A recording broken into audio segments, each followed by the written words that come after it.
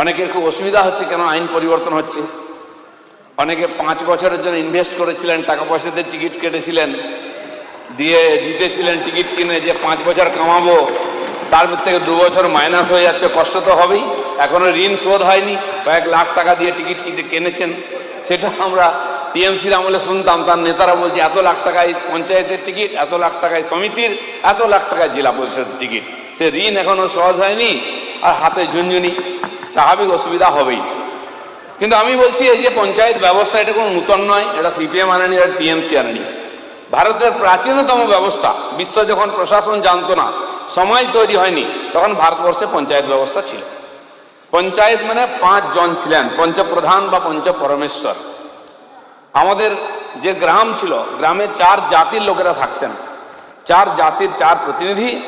যদি ট্রাইবেল থাকতেন একজন, তার থেকে ট্রাইবেল প্রতিনিধি থাকতেন। এই পঞ্চপ্রধান গ্রামের যে কোনো সমস্যা, আইনগত, অর্থগত, সামাজিক সমস্যা, তারা সমাধান করতেন। এটা হচ্ছে বিকেন্দ্রীকৃত শাসন ব্যবস্থা। তখন হয়তো গণতান্ত্রিক কনসেপ্ট ছিল না, কিন্তু এর চেয়ে ভালো গণতন্ত্র বিশ্বে হতে পারে না। তো 5 জনের জায়গায় আমরা তো 2 জনকে নিয়ে এসেছি, এক্সিকিউটিভ অ্যাসিস্ট্যান্ট আর সেক্রেটারি। 1 জন থেকে 2 জন করছি, এ তো বিকেন্দ্রীকরণ হলো। তো এর চেয়ে বিকেন্দ্রীকরণ হয় না। আসলে একটা স্লোগান বাংলার পঞ্চায়েতে খুব পপুলার, উপরে ভগবান আর নিচে প্রধান। এই প্রধানের জন্য যারা কান্নাকাটি করছেন না, তাদের কিছু বিশেষ ব্যাপার আছে। এই প্রধানকে শক্তিকরণ করতে দেবো না আমরা। পঞ্চায়েত বিকেন্দ্রীকরণ মানে সাধারণ মানুষের মধ্যে ক্ষমতার বিকেন্দ্রীকরণ হওয়া উচিত। সেই পঞ্চায়েতে যদি 10,000 লোক থাকে, 10,000 লোককে আমরা শক্তিশালী করতে চাই, তার হাতে গণতান্ত্রিক অধিকার দিতে চাই, একজন চোর প্রধানকে নয়। আর সেই জন্য এই বিল নিয়ে এসেছি। আর জেনে রাখুন, এই বিলে কোনো পরিবর্তন হচ্ছে না, কারো অধিকার ছিনিয়ে নেওয়া হচ্ছে না, কোনো ব্যবস্থার পরিবর্তন হচ্ছে না। একটাই পরিবর্তন হচ্ছে, যে জন্য পশ্চিমবাংলার পঞ্চায়েত ব্যবস্থা এত বদনাম হচ্ছে, দুর্নাম হচ্ছে, এত হিংসা, এত ক্ষয়ক্ষতি, এত লুট। এখানে যারা বসে আছেন বিধায়করা, তাদের চেয়ে যে কোনো প্রধানের বাড়ি বড়। আপনার বাড়ি 3 তলা নয়, কিন্তু পঞ্চায়েত প্রধানের বাড়ি 3 তলা আছে কিনা? এতে প্রমাণ হয়ে যায় কতটা বিকেন্দ্রীকরণ হয়েছে অর্থের, কোথায় পৌঁছেছে। এত স্বজন পোষণ, এত হিংসা, এত লুটপাট। একটা রেসিডেন্সিয়াল সার্টিফিকেটের জন্য পয়সা নেওয়া হয়, একটা বার্থ সার্টিফিকেট, ডেথ সার্টিফিকেটের জন্য পয়সা নেওয়া হয়। কেন? সেই প্রধানকে আপনারা রাখতে বলছেন। ডিএম তো সই করেন কোটি কোটি টাকার, বিডিও সই করেন, যদি সেক্রেটারি সই করেন কি সংবিধান অশুদ্ধ হয়ে যাবে? প্রধানকে কেন চোর বানিয়ে রেখেছেন? বিকেন্দ্রীকরণ এটাই হয়, বিডিও এসডিও ডিএম সই করলে দোষ হয় না। আর যদি সেক্রেটারি আর অ্যাসিস্ট্যান্টের হাতে আমরা ক্ষমতা দিয়ে দিই চেকের, কি অসুবিধা হয়ে যাবে? অসুবিধা ওটাই হবে, কাটমানিটা অসুবিধা হয়ে যাবে। আমি তো বলবো গব্বরের সেই স্লোগানটা একটু, ডায়লগটা পাল্টে দিই, सरदार काटमानी खाया है। सरदार बोलता है आप अंडा खाओ, सरदार काटमानी के बदले अंडा, तो बराबर है ना। तो माननीय अध्यक्ष जी, हमारा এই সংবিধান সংশোধন আমাদের প্রয়োজন ছিল না, 73 থেকে চলছে। কেন এনেছি আমরা? না, আজকে পশ্চিমবাংলায় যে বিশেষ পরিস্থিতি তৈরি হয়েছে, একটা লোকের রাজনৈতিক অভিসন্ধির জন্য মানুষ একটা ডেথ সার্টিফিকেট পাবে না, রেসিডেন্স সার্টিফিকেট পাবে না, বার্থ সার্টিফিকেট পাবে না, বাড়ির শৌচালয়ের টাকা পাবে না, আবাস যোজনার টাকার কিস্তি আটকে যাবে। যে গরিব মানুষগুলো যে রামজিতে কাজ করেছেন, তার পেমেন্ট আটকে যাবে সে সই না করলে। এই অনুমতি আমরা দিতে পারি না, সেই ক্ষমতা আমরা ছিনিয়ে নেবই। সেই জন্য আমরা করছি এখানে। একজন সেক্রেটারি বা এক্সিকিউটিভ অ্যাসিস্ট্যান্ট সিগনেচার করবেন, কিন্তু অনুমতি দেবেন প্রধান, হিসাব দেখবেন প্রধান। তিনি সেখানে জনতার বৈঠক করবেন, সিদ্ধান্ত নেবেন কোন রাস্তা হবে, সব তিনি করবেন। সইটা এই জন্য করতে দেবো না, কারণ একজন কন্ট্রাক্টরকে 3 বার ঘোরানো হয়, 5% নেবেন না 10%, তারপরে সই করেন। সেই অধিকারটা ছিনিয়ে নিচ্ছি, কাটমানি খাওয়ার অধিকার ছিনিয়ে নিচ্ছি। বাকি সংবিধান যে অধিকার দিয়েছে সেটা ছিনিয়ে নেওয়া হয়নি। মাননীয় অধ্যক্ষ মহোদয়, ভারতবর্ষের পঞ্চায়েতি রাজের আইন প্রত্যেক রাজ্যে আলাদা। রাজস্থান 59 সালে শুরু করেছে বোধহয় এই আইন, সেখানে প্রথম চালু হয়। এই আইন ভারতবর্ষে যুগ যুগ ধরে চলছিল। এই ব্যবস্থা ব্রিটিশরা এসে ধ্বংস করে কেন্দ্রীকরণ করেছে।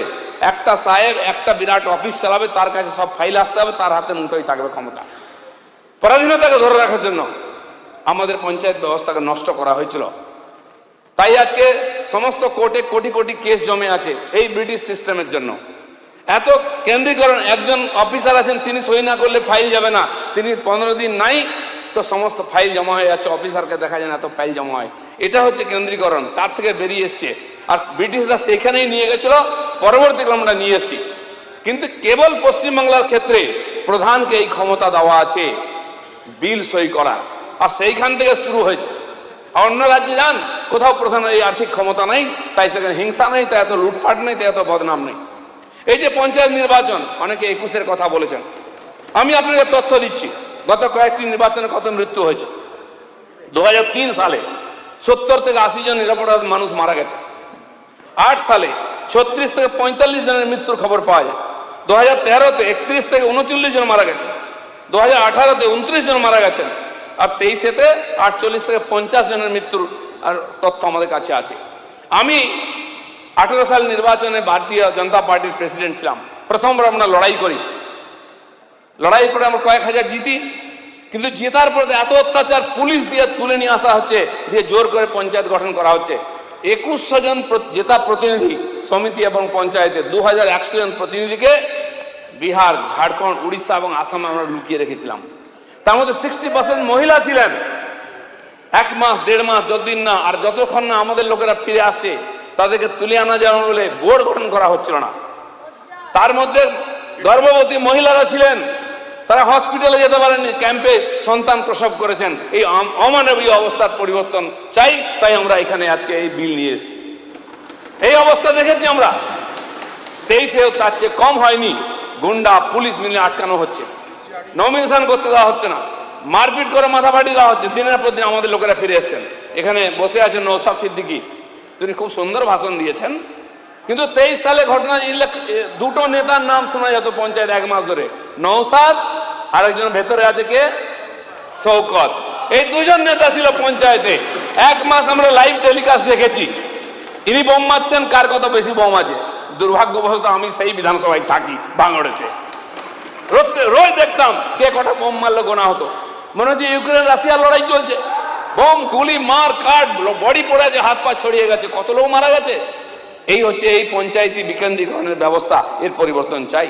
কেন নিরপরাধ মানুষ মারা যাবে? আর ওই ব্লকের মধ্যে ভারতীয় জনতা পার্টির একটাও নমিনেশন আমরা করতে পারিনি। এটা গণতন্ত্র? এটা জিয়ে রাখতে চান? আসলে আপনাদের দুঃখ হয় প্রধানদের জন্য, ওদের মালকড়ির জন্য, গণতন্ত্রের জন্য নয়। তাহলে আপনারা সাপোর্ট করতেন।